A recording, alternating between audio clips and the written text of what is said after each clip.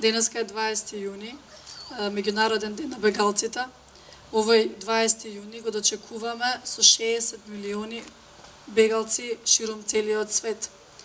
Ова е навистина една голема бројка и која не може ни да се замисли во нашите мозоци. Македонија повеќе од 3 години е дел од овие случувања, каде што повеќе од 1,5 милион бегалци поминаа низ територијата на нашата република. Оно што денеска се обидуваме да го направиме дека во паркот е да подигнеме свест за бегалците кои што се наоѓаат на нашата територија повеќе од 4 месеци, а се заборавени од сите.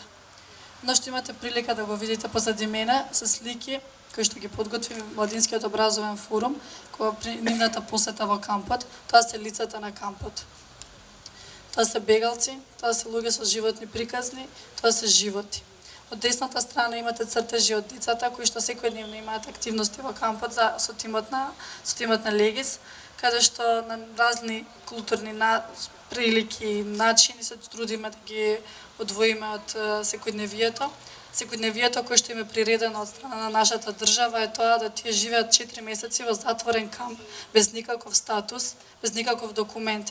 Едноставно никој не зна, ни тие не знаат дека се повеќе од 4 месеци во Македонија. Немаат никаков документ со тоа што ќе го потврдат. Исто така, натрек имате прилика да видите слики од еден од уметниците во кампот. Ние имавме желба и волја да 4 бегалци од кампот дојдат денеска тука и да зборат за својот живот, да збора посебно уметникот кој што ги нацрта своите слики, но за жал не бевме свесни дека земјата во која живееме, на нив не им беше дозволено да излезат надворот од кампот.